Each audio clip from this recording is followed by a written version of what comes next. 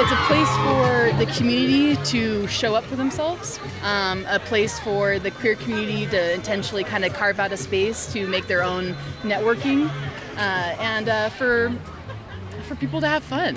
I think it's outstanding to sort of see a place where people can come here and feel safe, they can feel included, they can feel like they don't necessarily need to think about any number of the hate groups that have actually been served in some of the Southern Oregon areas. A lot of the and the wrath and judgment of God will come upon you.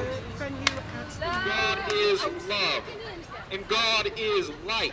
I'm TOREN McKnight. I use any pronouns, and we are here at Medford Pride.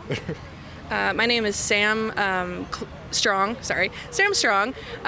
We're here at Medford Pride with the RV Pepper Shakers. So we're a group that counters the RV Salt Shakers, Rogue Valley Salt Shakers. They're a hate group that protests pride events, Planned Parenthood clinics, all that, with really graphic anti-abortion signs and anti-queer signs. My name's John Clement. I'm with a group called RV Salt Shakers, and so we're an evangelistic group. We preach the gospel at pride events, at abortion mills, festivals, wherever we go. We want to preach Jesus Christ and Him crucified so people are saved from their sins. They don't end up in hell. How you doing, brother? Brother in Christ. My brother in Christ. So we counter them and raise awareness about reproductive rights and queer rights. Even if like the more overt homophobia, transphobia is being dampened, I think it's still very active and present, especially in the Southern Oregon communities. I'm also someone who is queer. I'm gay. I am also a queer gender identity, and I was born and raised here. So speaking onto those issues, I can say that we're a medically underserved area, particularly for queer people. We have very few culturally competent providers or clinics to go to, as well as having services that we feel open to engage with when we need it.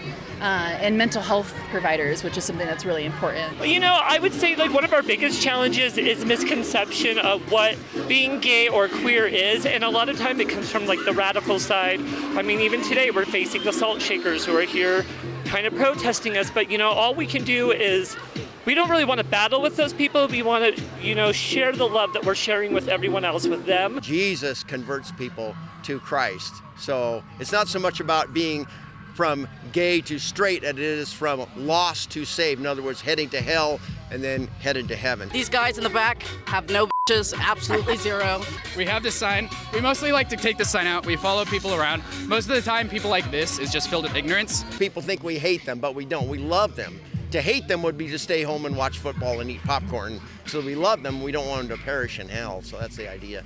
Conversion therapy is a practice that's been disavowed by every medical and mental health institution in the entire country. It doesn't work. It increases depression, anxiety, increases rates of unhousedness in the LGBT community, and people who have gone through these processes are twice as likely to commit suicide. I'm sorry that some of the folks' life choices let them feel left out of the mainstream. They aren't in the mainstream, and that's their choice.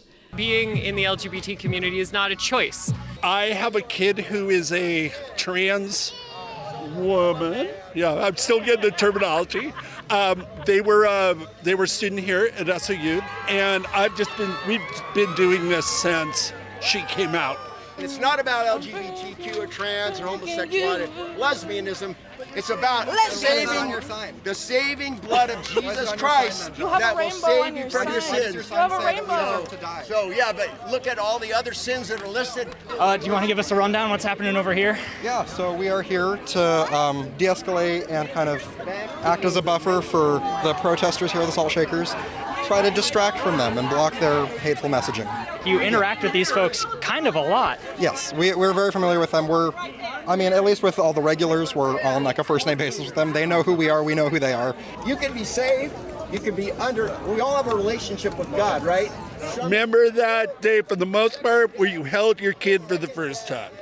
Once you did that, that's your kid. I think people just lose track of it because they have certain things that they want for their kids, whereas I think a lot of people just need to be like, hey, your kid is your kid. Love.